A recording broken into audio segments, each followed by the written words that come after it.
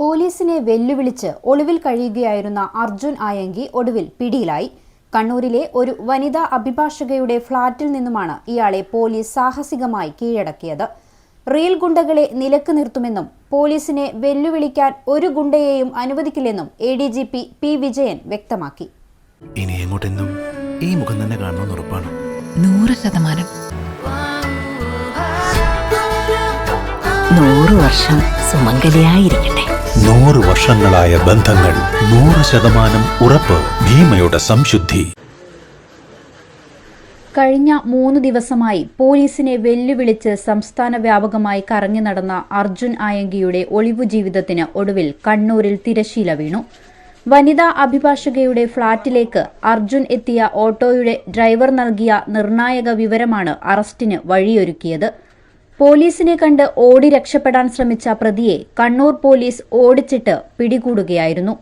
എന്നാൽ കസ്റ്റഡിയിലായതിനു ശേഷവും പോലീസിനെ പരിഹസിക്കാൻ ആയങ്കി മടിച്ചില്ല. കടലിൽ കാണാതായവരെ കിട്ടിയോ എന്നായിരുന്നു അർജുന്റെ പരിഹാസരൂപേണയുള്ള ചോദ്യം. കോതമംഗലം SHO, ഊന്നുകൽ SHO, ഒടുവിൽ ആഭ്യന്തരമന്ത്രി എന്നിവരെ വരെ ഒളിവിലിരുന്ന് അർജുൻ വെല്ലുവിളിച്ചിരുന്നു.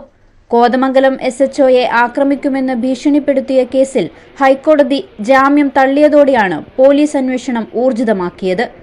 പിടിക്കാമെങ്കിൽ പിടിച്ചോളൂ എന്നായിരുന്നു ഊന്നുകൽ SHOയോടുള്ള ഇയാളുടെ വെല്ലുവിളി. വധശ്രമം, സ്വർണ്ണക്കവർച്ച, ലഹരിക്കടത്ത് തുടങ്ങി നിരവധി കേസുകളിലെ പ്രതിയാണ് അർജുൻ ആയങ്കി. സ്ഥിരം കുറ്റവാളിയായ ഇയാളുടെ ക്രിമിനൽ പശ്ചാത്തലം മുൻനിർത്തി 9 ജില്ലകളിൽ പ്രവേശിക്കുന്നത് വിലക്കിക്കൊണ്ട് കാപ്പ ഉൾപ്പെടെ പോലീസ് ചുമത്തിയിരുന്നു. അർജുൻ ആയങ്കി ഓവർ സ്മാർട്ടാകാൻ ശ്രമിച്ചതാണെന്നും ഗുണ്ടകളെക്കാൾ സ്മാർട്ടാണ് കേരള പോലീസെന്നും ADGP P. വിജയൻ പ്രതികരിച്ചു. സമൂഹമാധ്യമങ്ങളിലെ ഗുണ്ടകളുടെ ഇടപെടൽ കർശനമായി നിരീക്ഷിച്ചു വരികയാണ്. ഇത്തരം റിയൽ ഗുണ്ടകളെ നിലക്ക് നിർത്തുമെന്നും അദ്ദേഹം വ്യക്തമാക്കി. നിയമപരമായ എല്ലാ വശങ്ങളും പരിശോധിച്ച് പ്രതിക്കെതിരെ ശക്തമായ തുടർ നടപടികൾ സ്വീകരിക്കാനാണ് പോലീസിന്റെ തീരുമാനം.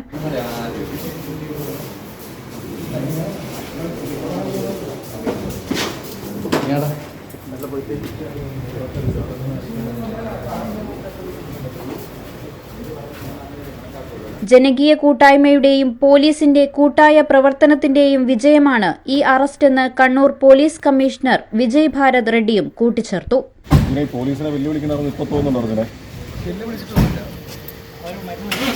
News 14 live, Kasaragod.